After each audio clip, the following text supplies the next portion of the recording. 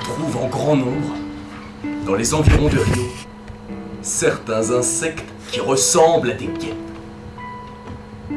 Un jour, j'observais avec beaucoup d'intérêt un combat terrible entre un pepsis et une grosse araignée, du genre mycose. La guêpe se précipita soudain sur sa proie, puis s'envola immédiatement. L'araignée est évidemment touchée, car en essayant de fuir, elle se laissa rouler le long d'une petite déclivité de terrain. Il resta cependant encore assez de force pour se traîner dans une touffe d'herbe où elle se cacha. La guêpe revint bientôt et fut surprise de ne pas retrouver immédiatement sa victime. Elle commença alors une chasse tout aussi régulière que peut l'être celle d'un chien qui poursuit un renard. Elle vola de ci, de là, faisant tout le temps vibrer ses ailes et ses antennes. L'araignée, quoique bien cachée, fut très vite découverte. Et la guêpe, redoutant encore évidemment les mâchoires de son adversaire, manœuvra avec soin pour se rapprocher d'elle et finit par lui infliger 2 piqûres sur le côté inférieur du thorax.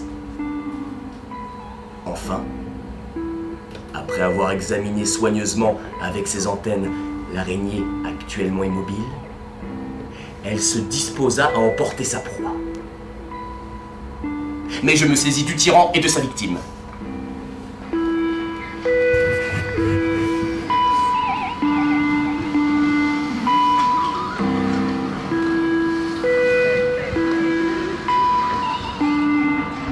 Quand les condors décrivent cercle après cercle autour d'un endroit quelconque, leur vol est admirable. Je ne me rappelle pas leur avoir jamais vu battre des ailes, sauf quand ils s'enlèvent de terre. Dans les environs de Lima, j'en observais plusieurs pendant près d'une demi-heure sans les quitter des yeux un seul instant. Ils décrivaient des cercles immenses, montant et descendant, sans donner un seul coup d'aile. Quand ils passaient à une petite distance au-dessus de ma tête, je les voyais obliquement, et je pouvais distinguer la silhouette des grandes plumes qui terminent chacune des ailes. Si ces plumes avaient été agitées, fût-ce par le moindre mouvement, elles se seraient confondues l'une avec l'autre. Or, elles se détachaient, absolument distinctes, sur le ciel bleu.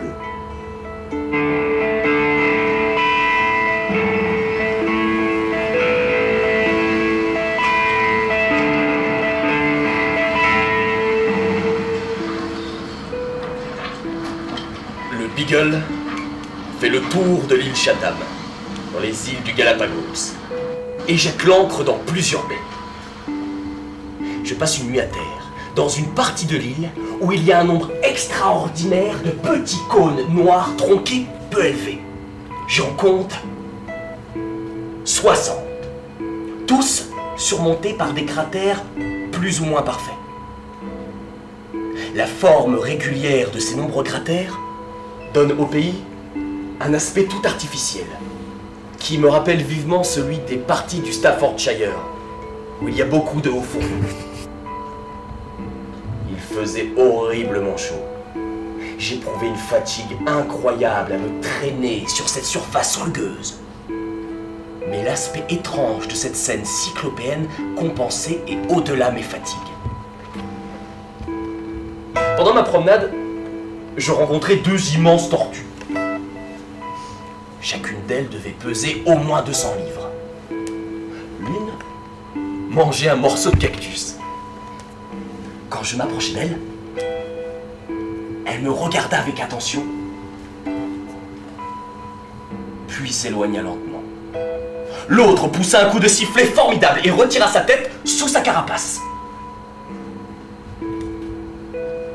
Ces immenses reptiles, entourés par des laves noires, par des arbrisseaux sans feuilles et par d'immenses cactus, me semblaient de véritables animaux antédiluviens. Les quelques oiseaux aux couleurs sombres que je rencontrais ça et là n'avaient pas plus l'air de s'occuper de moi que ces grosses tortues.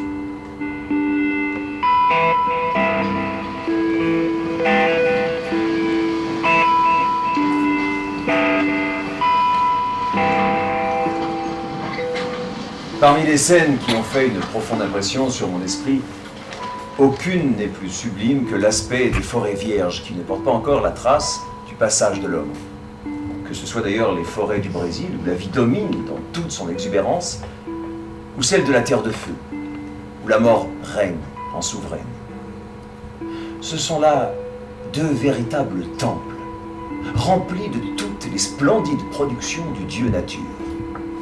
Personne, je crois, ne peut pénétrer dans ces immenses solitudes sans comprendre que l'homme a quelque chose de plus que la vie animale.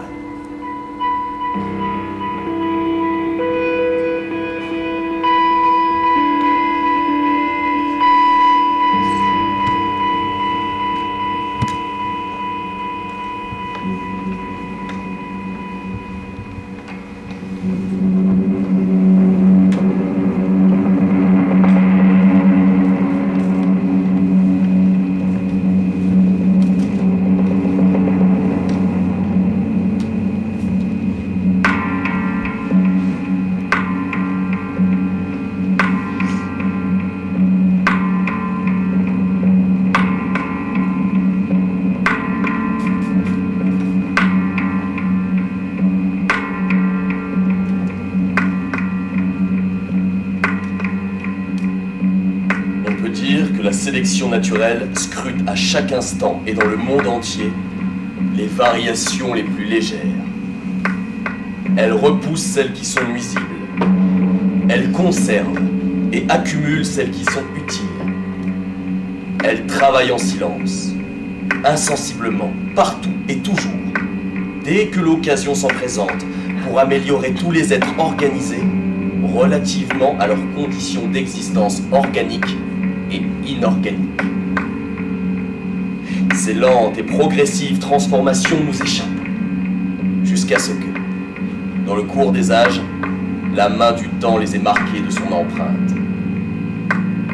Et alors, nous nous rendons si peu compte des longues périodes géologiques écoulées, que nous nous contentons de dire que les formes vivantes sont aujourd'hui différentes de ce qu'elles étaient autrefois.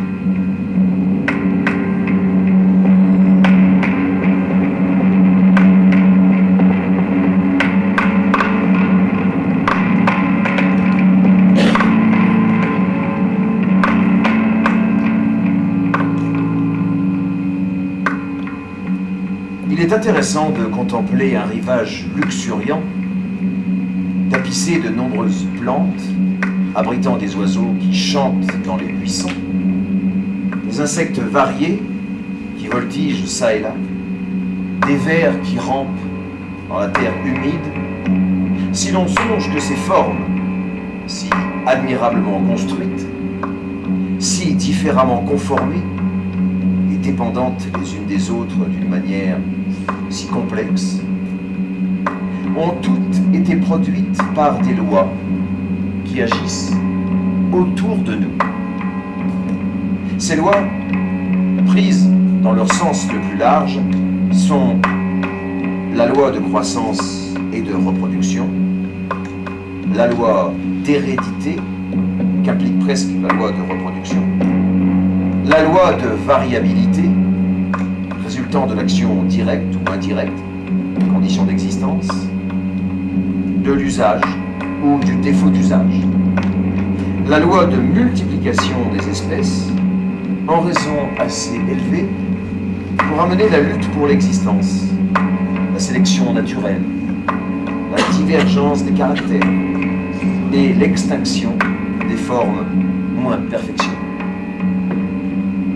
Le résultat direct de cette guerre de la nature, qui se traduit par la famine ou la mort, est donc le fait le plus admirable que nous puissions concevoir, à savoir la production d'animaux supérieurs. N'y a-t-il pas une véritable grandeur dans cette manière d'envisager la vie, avec ses puissances diverses attribuées primitivement par le Créateur à un petit nombre de formes, ou même à une seule?